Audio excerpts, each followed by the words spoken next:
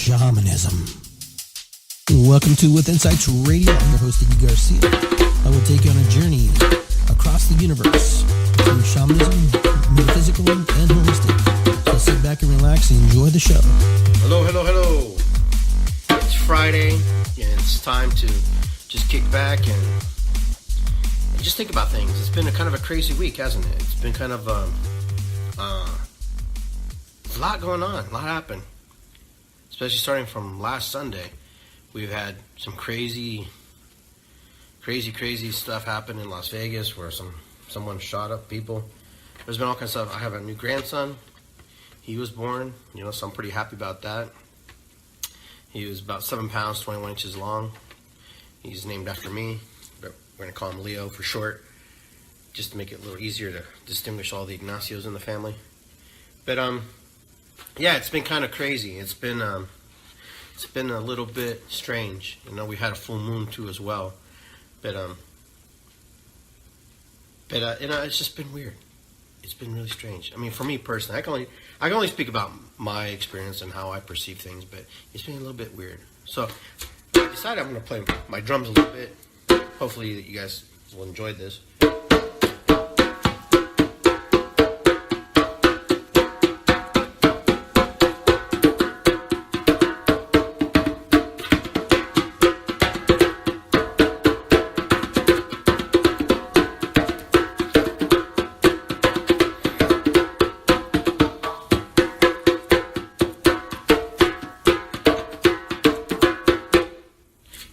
So we're going to drum for gratitude, we're going to drum for love, we're going to drum for life, we're going to drum for peace, we're going to drum for healing.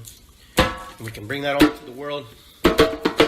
Even as much as there's negative out there and there's things going on, there's a lot of good things happening too in the world. There's a lot of great things happening. I don't strive to live a positive, always positive in life, because there's really no such thing as being super ultra positive. And that's a whole different topic in itself. And that's difficult to do as well. It's all right to be, negative from time to time, but not stay there. You're allowed to have your emotions. You're allowed to feel what you're feeling. And that's important. We have to feel who we are and what's inside of us, because if we don't, then we become very frustrated, we become very angry, we become a whole bunch of stuff. And I don't want to do that. So that's why I want to drum.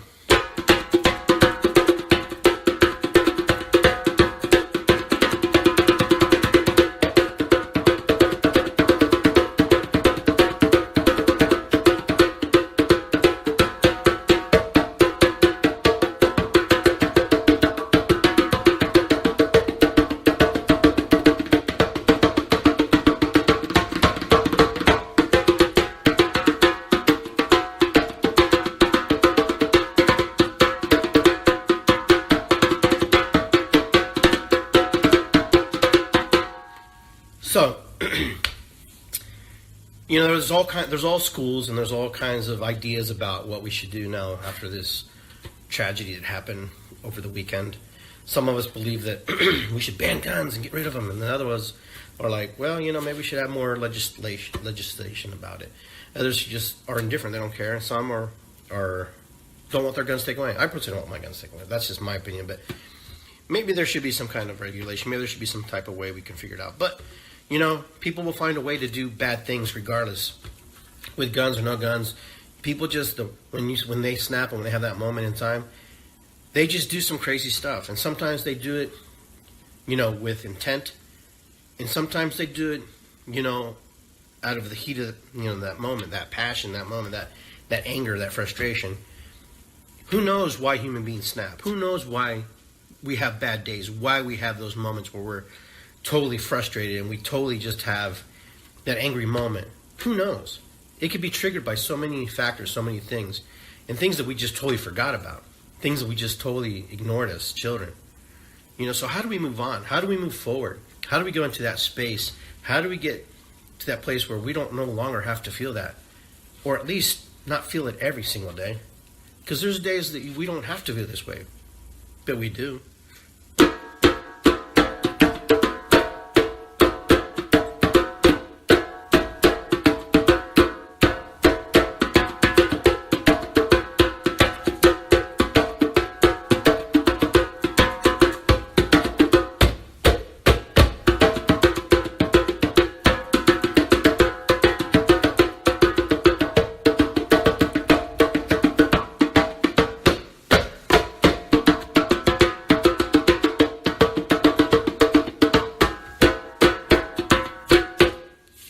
So if we come from a place of gratitude, being grateful and having that attitude, because gratitude is the attitude, right? Giving thanks for just the small things that we have in our life is a start. I mean, if you can't find something to be grateful for, then pretend and guess like you can be. I mean, it's a beginning. I mean, there's things I'm grateful for my toilet paper in my bathroom, I'm grateful that it's there. That's gratitude. I'm grateful for the people in my life. That's gratitude. I'm grateful for waking up. I'm grateful for these hands that I have, that I can use them to drum. I'm grateful for this chair to support my back. I'm grateful for this technology in front of me called an iPhone, which is recording a live feed to people all over the world, I guess, or to my group of friends who watch it or will watch it. I'm grateful for the vacuum cleaner that's actually propping up my phone. You wonder how that was being done. But gratitude can be fine. You can find gratitude in anything. As easy as you can find the worst thing in things, you can also find the beauty in things. So how do we move forward? How do we get into that place of love? How do we find love? What is love? For people, love is a difficult word. It's a difficult thing to embrace and accept love, because for some people, they believe that by giving love that they have to give away of themselves, part of themselves. And that's fearful when you have to give away pieces and parts of yourself to another person. No, but it's not really giving away. What you're doing is inviting somebody into the space to share those precious moments, those precious, events in that particular moment, and moving on. Love in our language here in the United States is one word that encompasses a lot of things. In other countries, the word love has many meanings, and there's many versions of love. So we can distinguish from love, but since we're here, we have to use inflections of how we feel about love. I love you. I love you. I love you. I love you. I really love you right now. You're lucky I love you. If I didn't love you, we'd have a problem. But that we have, in the American language, the English language, that I've noticed is a lot of its inflection, how we talk, is very Germanic, very, very brr, It's not like the Romance languages where, when you say I love you, there's a passion for it. We have to really work hard to say what we're going to say in English, and especially when we're writing text and stuff. I've noticed that, especially reading and writing, people misunderstand sometimes the way I write and the things I'm writing, because I'm trying to get a point across, but I don't have that. I guess it doesn't come across the same way as if I was speaking. But I do my best, and I try my best. But, the thing is to find the love's inside of us. And how we find the love inside of us, well, could be a lifetime.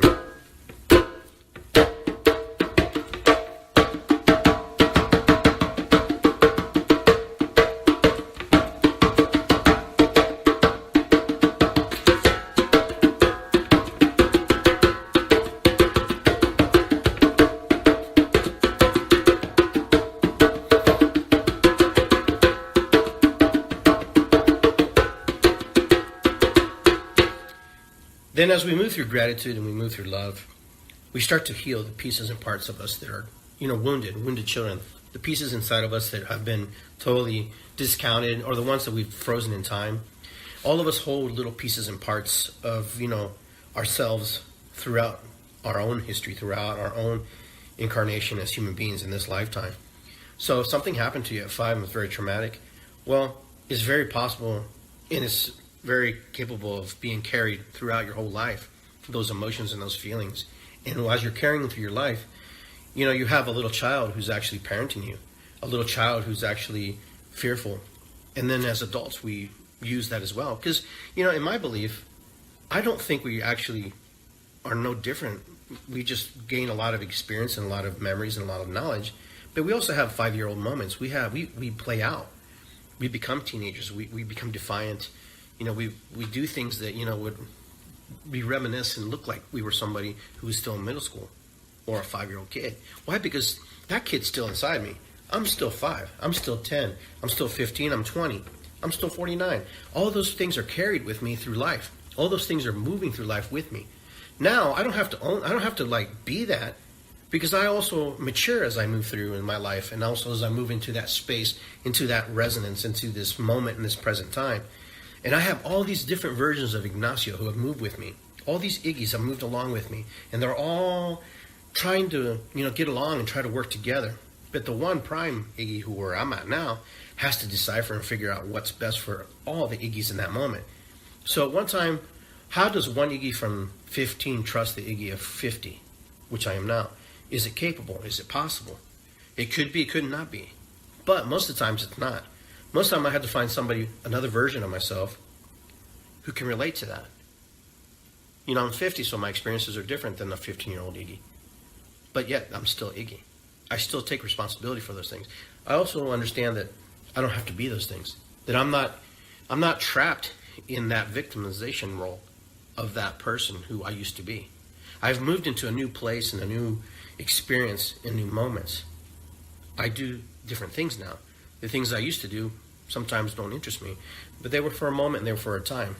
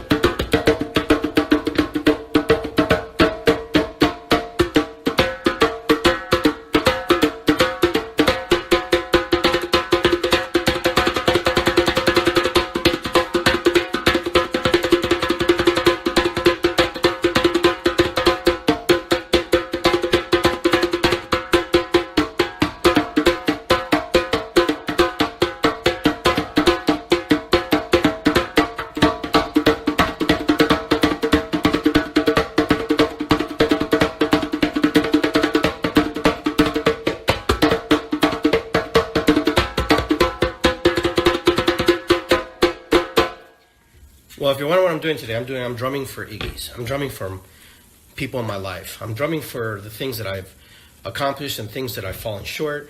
And I'm just remembering and honoring the pieces and parts of myself who have been stuck.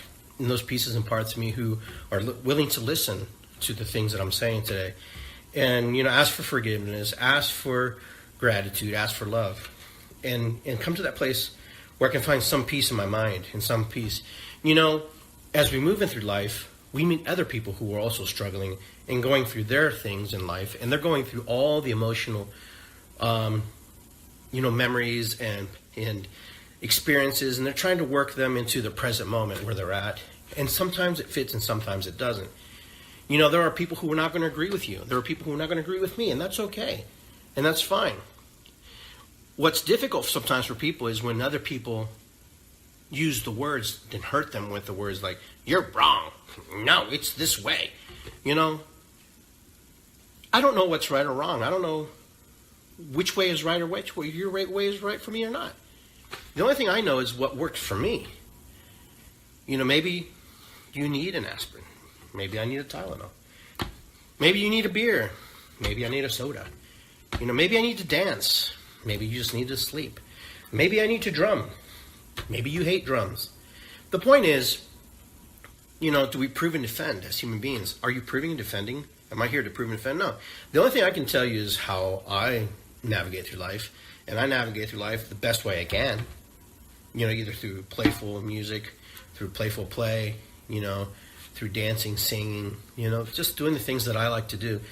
I'm not really a conformist. I don't like to do things like necessarily what other people like to do and follow the group. Sometimes I do. But I try to find things that are unique to me, unique to how I feel and how I'm going to feel, how it's going to work my soul, my spirit. Because my soul, my spirit really needs to, connect with the different parts of me that are, totally out of sync with myself. There are parts of me that don't get parts of me. It sounds like there's a whole bunch of people inside of me, but in reality, there kind of is a whole bunch of people inside of me. I have the memories, and I carry the memories of all these people who I used to be. That's why when you get incarcerated, for example, and you committed a crime when you were a young man, you're still in jail because of that action that you created back in the past. Is that person the same person in the future, in that present moment? Well, some would say yes, and some would say no, and some would say they have the possibility to regress. It's possible. I don't know. I don't have that answer. The only answer I have is for myself. For example, if I was 20 years old, there's a part of me that still lingers and has that mentality of a 20-year-old person. I still remember 20. And for some of us, if it was a difficult time, we won't remember 20. But we are, all of us. I am. We are. We are part of all this. We're all connected. We're all part of this huge collective of human beings. All of us are, for less of term, less than word, so we're all one. But how are we one? Why is it difficult for other people to say, I am one, I am one with another, when they see so much hatred and so much evil in the world, and they don't want to be compared or be engulfed into that? So why is that difficult for people? Why would it be hard to say, I am connected with everything? Because you are. We're all part of it. We're all in the ebb and flow of life. We're all part of it. We're all part of the earth. Because when we return to earth, when we return to the dirt, our body goes with it. I don't care if you bomb yourself or not. Eventually, at some point, your body will break down and decompose. And you return to the Mother Earth. Your spirit will go to wherever you believe and you resonate with. Whatever your mind thinks is heaven or hell or whatever you create, you will go there. I'm not here to talk about semantics of religion, because everybody owns their own spirituality, in their own place, in their own resonance where they believe. There are people who are very fanatical about how they believe things, and that's okay. I personally believe that we're more than just locked into a grid, into a book, into things. I think we're more grandiose, we're more bigger than we really give ourselves credit. I think we can do more amazing, powerful things if we believed it and we weren't landlocked and controlled by certain circumstances, the circumstances that we allow to lock us into that place. So I'm not saying that what I'm saying is correct. It's just correct for me. And that's something that human beings, I think, have a hard time understanding, that there's a one way to everything. And there's not a one way to everything. There's many ways to everything. Just like there's roads to get to the same place you want to be. Sometimes some of us have to take the long road around because there's construction. Or maybe we made a choice to go the long road. Some of us want to go the shortest path to get where we need to be, and that's fine. There's nothing wrong with going to the shortest path. There's nothing wrong going with the long road.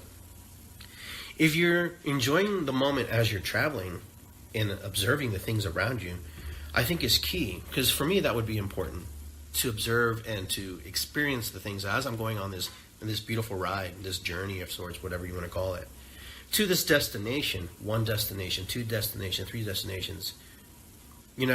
Some of us have a hard time understanding that our destinies are predetermined. And when I say predetermined, it's in the sense that we're all going to go back to the grave. We're all going to eventually die. All of us have that same ticket home.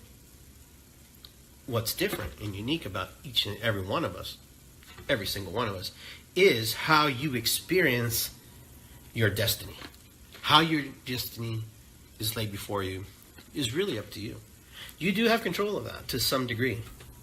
There are moments where things happen to you and you get caught in circumstances. That's understandable. But I believe that if you want to experience life through gratitude, through love, through life, through peace, through healing, you can. You can really do that. Will it take work? It may take work. It may require you to do some things that make you uncomfortable. It may require you to do things that you weren't used to doing. And it may be the easiest thing, but you won't know until you try.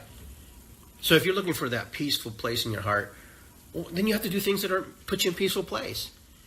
If you're a bitter, angry person all the time, it's going to be hard to find that peace of mind in your heart. It's there. Everybody has a peace of mind in their heart if they truly want to look for it. It's as easy as these drums sitting here before me. They can just sit there all day and they never get played. But it doesn't change the fact that they're still drums. But what happens to it is kind of like life. When we connect with these drums, for example, that I have before me, these drums, there's a piece of me that connects to these two drums that are with me. There's a piece of me that comes alive when I hit the skins on top. My fingers, when my hands hit these, there's a resonance. There's a spirit inside of me that moves through me into the drum and the drum back into me.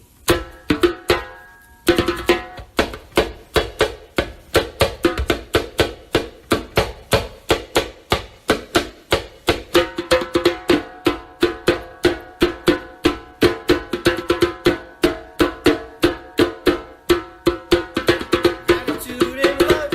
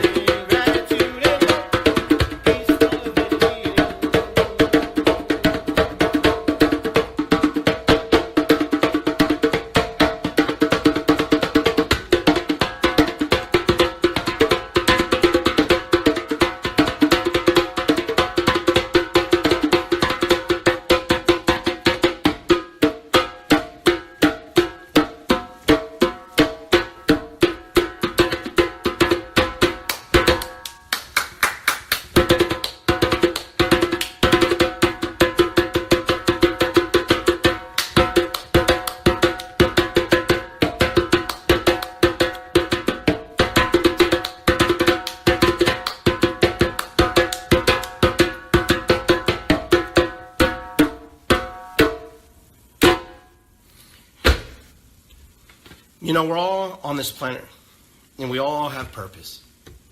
All of us. You know, our purpose may not be what other people's purposes are like. Because some of us want to be like other people and want to emulate others and do well. What I find is we all have purpose, and that purpose is just being you. And being you in a way that's authentic, being you in a way that it's natural, a way that you don't have to prove to the other person they like you. And it's not about being grumpy and a jerk about it. Being yourself and going, oh, well, they don't like me because I'm this way. They don't like me, and they can go kiss my ass. You know, that's not what I'm talking about. I'm talking about just being who you are. Yeah, sometimes we put little faces on and when we present ourselves to people and when we introduce ourselves to others. And then there's another version of us that we share with the world, with certain people, where we're allowed to cut loose a little bit. And then I know the world is designed that way. We shake hands, we say hello, you know, we hug, we embrace. But there's another world of us, another version of how we present ourselves to the world. And, you know, that version sometimes is not always liked by the world. There's a version of me that some people, if they saw me in like outside these videos, outside these drummings and stuff, they would be surprised that I was more chill and more laid back and like my privacy. And because it sounds like I always like to have fun and jump around and dance and stuff. And that's just a part of me. That's just a little piece of me. That's a version of me. There's a whole other person that a lot of you have not met. Another version of myself who's just sometimes likes to be by himself. Kind of like all of you. There's a version of you. There's versions we share to the world. There's pieces and parts that we share, and there's other parts that we're not going to share, ever. And that's okay. You know, for me to say, oh, I'm going to share all of it to you. Well, there's part of me that I don't like to share because that part of those parts are hurt. Part of those parts aren't willing to express. So I will share with you the parts that are fun, the parts that are funny, the parts that are sad. I'll do my best to share. But I don't have to get naked completely to the world and show everything, because there's parts of me that, you know, are very shy. Believe that or not, yeah, there is a part of me that's very shy. There's a part of me that's very angry. There's a part of me that's very frustrated. And mostly with myself, not with other people. There's another part of me I wish I could do more. I wish I was doing more. You know, so how do I get those parts together? Well, I have to work through it. First thing I have to do is learn how to talk to myself. And that's what I've been doing, learning how to speak to me and appreciating who I am on this planet of 7.5 billion people. Probably more now, but there's a lot of people on this planet who all have purpose, who all want to be noticed, who all want to share what's inside their head and their heart.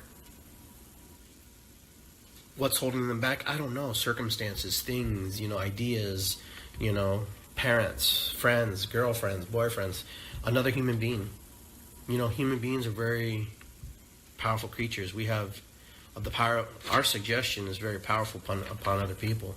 We can actually change lives by just using this right here in front of us, right here. This mouth. Because what we do, when we filter through all the things in our experiences, then we... You know, there was a time where I used to ask people, hey, what do you think? And boy, did I get answers. Did I get things that I didn't, wow. You know, but I learned real quick after working with other people, other teachers, ask them how you feel. Because when you ask somebody about their feelings, it's different versus how they think. Because then, you know what? And you tell them, and you go to them, you say, after you hear what they say, you say, thank you for noticing, if they give you a compliment. Thank you for noticing. Take that energy, put it back on them, honoring your space. Because what happens is, sometimes when we get compliments, oh, you're beautiful. You know, some people don't think they're beautiful. And, you know, when they hear that, you know, a whole bunch of things happen in their mind about what happened to them when the last time somebody said they were beautiful, the last time another person said. So someone says, you're beautiful. You say, thank you for noticing.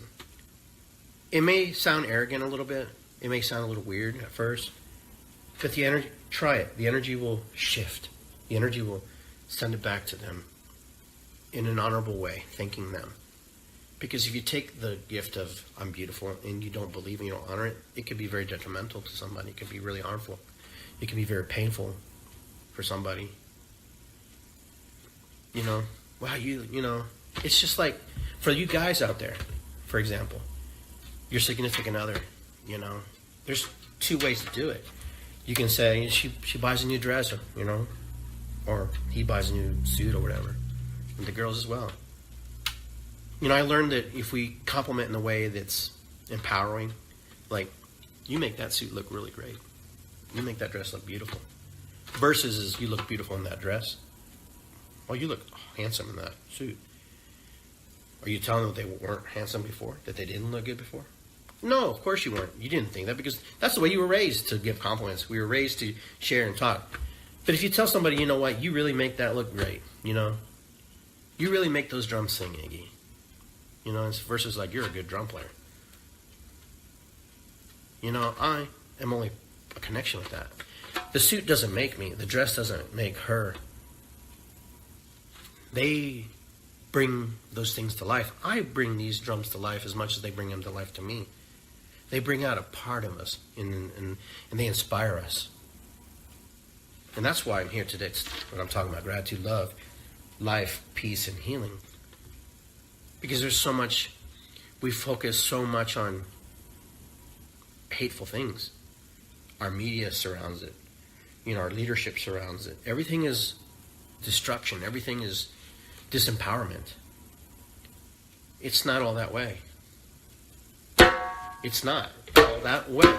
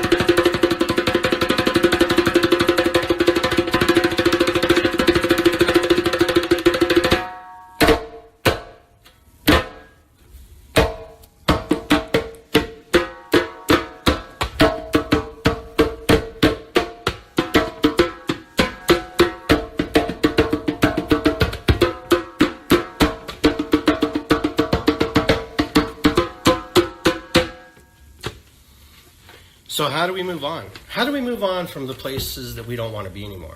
How do we go? How do we get there? Sometimes for me, I just have to say, that experience sucked, but you know what? I'm grateful for it because I learned a lot from it. And moving on is not meaning that you give everything up and just dump everything to the ground. That's one way. That works for some people. Moving on also means just moving out of that little space for that moment and saying, well, I don't want to be there anymore. Healthy limits and boundaries. I'm going to move over here. I'm going to go out, take a walk. You do what you need to do. But moving on can be as literal as it sounds. Scrapping everything, starting over. Or just taking a time out in that moment. I'm going to move on from this conversation because this conversation is not good for us. I'm going to move forward. It's not good for me. Communication is probably the biggest thing that we are all as human beings still working and striving to improve on.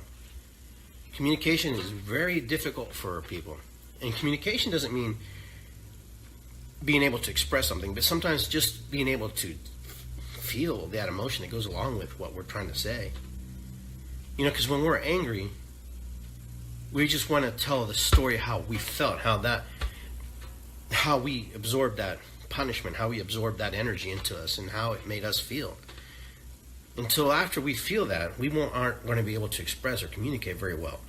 But once we do, there has to be a moment in time where we have to say, okay, I need to get into this place in this frame of mind. And for a lot of us, it's difficult. And that's difficult for a lot of us because we weren't allowed to feel that. We weren't allowed to express our emotions. Came from a father or a mother who was so, wounded herself or himself and punished by his parents or grandparents that, the only thing he knows how to do or she knows how to do is wound another human being as well. We're all walk around with wounded children. All of us have wounded children all over us. And, a lot of us carry these wounded children into our graves, and we never have peace with them. But these wounded children want to heal, because as adults, you have the right and you have the opportunity to heal these wounded children inside of us. Because most of these people who wounded us, a lot of them are dead. A lot of them are old and decrepit, and they're no longer able to even lift a hand on us. But then the memory and the knowledge and what we remember, what we associate with that, that's what we carry. We carry inside of our head like a computer in the subconscious mind that these people are still going to hurt us. There's a part of us that's the reality and that's true. But just a part. There's another part of us that we can rewrite our story, rewrite our history, rewrite what we think. Because if you can't remember the trauma, then that trauma also can be rewritten in a way that's different. You can change anything you want. I'm a firm believer that you can change the outcome of your world, even the past, even as hard as it was. Because I'll tell you right now, folks, okay? There's a lot of stuff that's happened to people. There's a lot of things that happened to me. A lot of things that, I'm a rape victim. I was raped as a kid, But I moved gradually out of that space of being a victim and owning that, because there was other people who wanted me to stay there. Oh, well, you were hurt. You have to process. You have to feel. And I get that. I understand. There was people who told me, oh, you don't let that ever happen to you again. Well, I never want it to happen the first time. But I learned from that experience that, that's not what I wanted. There was a part of me that felt like I was responsible. There was a part of me that felt like, I was guilty. But there was a part of me also felt the love from that, which is freaking weird coming out of my mouth, but it is. There was a part of me that felt like I invited that. And that's the part that I had to face. That was harder for me. Okay, that was harder for me when I was going through the things I had to go through. To listen to me tell myself that, well, maybe you enjoyed it. And I was going, that was difficult, because how can you enjoy that? How can you enjoy something that you didn't invite? But I understand what they were saying. I understood what they were trying to do, and they were trying to work and help me through, process through. And and when I took ownership of what I thought was what I was part of, that I created, then I was able to move into another space. It was hard. It was hard. But now I'm able to share my story, how I moved forward. Was it easy? Not at first.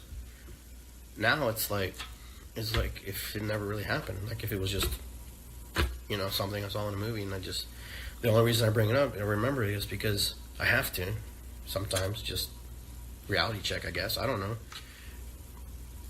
But I don't have to live that. I don't have to be in that memory. That memory doesn't have to control me. That memory doesn't have to own me.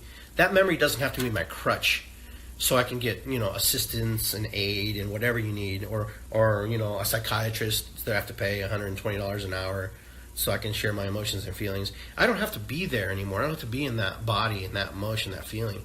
Yeah, that version of me was hurt and felt a lot of, anger. But that version no longer feels the same way, because now that version understands that it has somebody who can protect him now, who can take the reins and say, that's not going to happen again. I'll make sure that's not going to happen to you, because you know what? Now I know. Now I see. Now I'm better equipped. Now I'm older. I will make sure that you are okay. That version of me goes, okay, I believe you, man. Fist pump. That's the only reason I can move forward, because a part of me in the future was able to say it to the part of me in the past. That won't happen again. I'll make sure you're good. That we'll be all right. And you know what? It did happen, but we're going to move forward. We're going to celebrate the better things to come, the better things to see, the better things to enjoy, the better things to gather from, the better things to share to the world. in drum.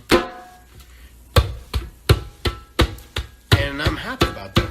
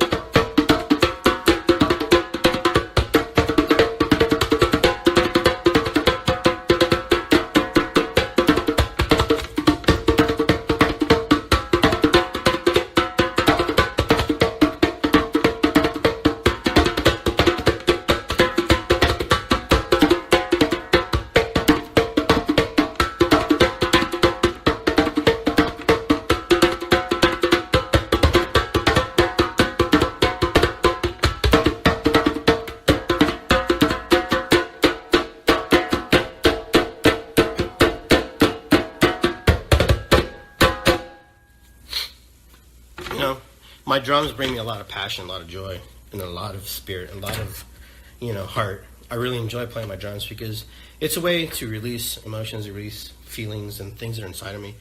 And it's also a way to honor and respect, the things that I do. And, it also gives you a good workout. It gives you your big arms, these big Popeye arms. So, but other than that, I really just love playing drums.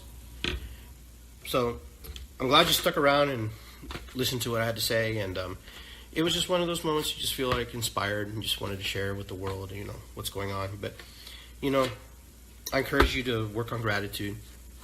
I encourage you to work on love. I encourage you to work on life. I encourage you to work on peace and healing. Because that's on my drums, if you can see that. Probably backwards, but gratitude, love, life. It's on the skins, and then peace and healing. It's a reminder every time I play, that to be grateful that I'm able to play, that I'm able to, be able to throw down some rhythms and say some rhymes from time to time, and to just to be alive in this moment. A lot of us, me too, sometimes we're like, man, I don't know if I was thinking I was born in the wrong decade or in the wrong century, blah, blah, blah. Maybe I was, but part of me feels that way. But, I was born in this time. I was born in this moment, and I'm in this moment to share in this moment. I get to share in my story. I get to talk, and do the things that I, probably wasn't able to do before in past lives, if those of you who believe in past lives. But, this is the moment. This is the place I am now. And I have to make the best of it while I'm here. Life is short. We don't know when we're going to, when we have to leave, when we have to cash, our ticket out. We don't know. We really don't know. Like our brothers and sisters, who lost their lives there in Las Vegas, or all around the world, people who've gone through tragedy or some kind of event, a bombing, a landslide, a tsunami, an earthquake. They didn't wake up. They didn't go to bed thinking that they were going to die. Especially the people who are in their 20s and 30s, 10, 11. Maybe an elderly person knows that their life is limited, because the clock starts to accelerate a little bit for them. But you know what? None of us know. None of us know. And so I don't know. I don't know what will take to dislodge and to open whatever you need to open inside your heart, inside your spirit, inside your soul, inside your mind, to live the best you can with the tools that you have, and add more tools to your toolbox. I don't know what it will take to do the things that you want to do, accomplish the things you want to accomplish. But I am here to tell you, you can do it. You can accomplish with the right direction, in the right planning, the right formulation, to get closer and closer each day to your goal and to your dream, into that place that you need to be, the place that you feel that you have to be, that place that you are striving to be at. If you're happy where you're at, and you're happy with the things that are going on in your life, then there's nothing really to talk about. You're okay. But I find that hard to believe that we're okay. We're okay with what we just have. I'm not saying we want to accumulate things in possessions. I'm talking about getting in that place where nothing matters. If you lost everything tomorrow, they came and took your house, they came and took your cars, you could just say, they're just things. And what matters is what's in here, what's me. They can't take that unless I give it to them. Unless I open up myself and expose myself to those attacks, those verbal attacks, those physical attacks. That's the only way I can take that. You know? We're born into this world naked, and we go back to the mother naked. We return. You know, we all come from the conception, the delivery. You know, we were all in there 9 months living in this world of comfort, this world of, warmth, this world with muffled sounds. You know, we all were in there waiting our turn, but we didn't know what was going to happen. We just knew what was there and then. And then one day, the process began where we had to be born into this new reality, this new world. As you're sitting in there as a baby, the only thing you know is where you're at. And as you're being pushed out little by little, slowly, sometimes dramatically, sometimes through C-section, we come into this other realm where we start to feel air. We start to feel cold or heat, touching, feeling, somebody grabbing us. But we're still connected to our mother through the umbilical cord, so we're still connected to her at that slight moment. And then at that one moment, somebody separates us from the person who was nurturing us, our Mother Earth, our mother, our biological mother. Snip. And then all of a sudden, we're filled with emotions. We're filled with adrenaline. We're filled with panic, fear. And sometimes some of us don't breathe because we've never breathed before. We've never taken our first breath. We don't know what that's like. And then all of a sudden, someone grabs us, puts a syringe in our nose, gets the mucus out, smack us in the ass, and the next thing you know, we feel pain for the first time. We feel emotions for the first time that we never felt. We take a breath, and we breathe for the first time. And then we're in the world. And all of a sudden, those 9 months of preparation have totally changed. Whatever was in those 9 months have totally shifted into a whole new realm of existence.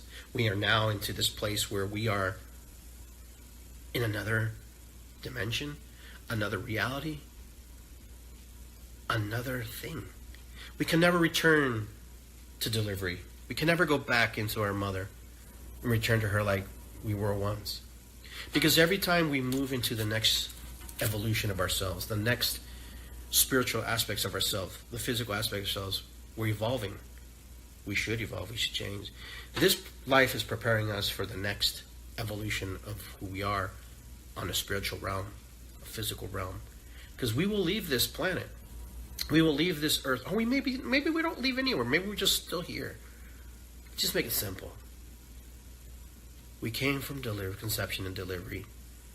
And from that, we came into the reality of human existence. And from human existence, we'll move into a whole new world. You know, even the ants don't see us because we're so big to them. We're like shadows in the night when we come by.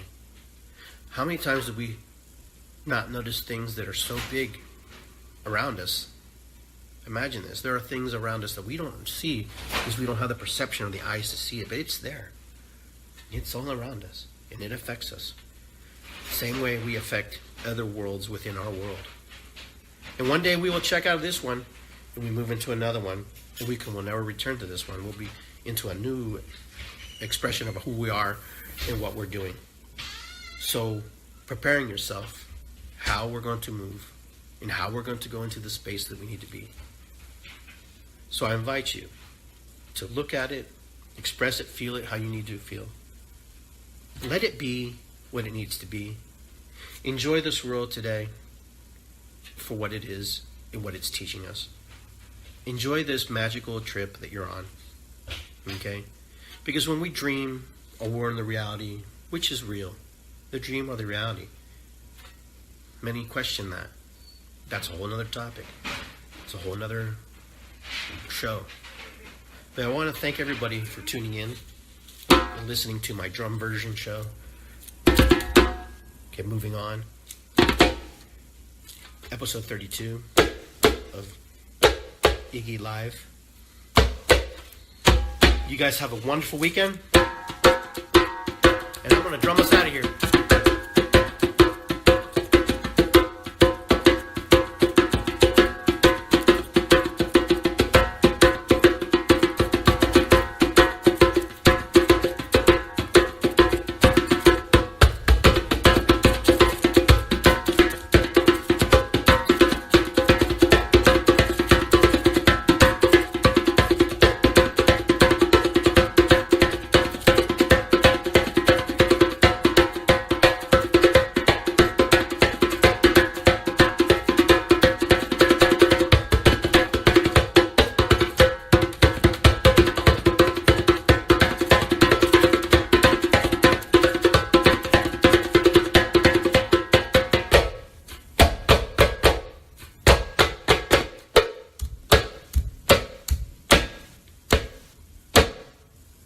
All right, later, guys. Have a wonderful weekend.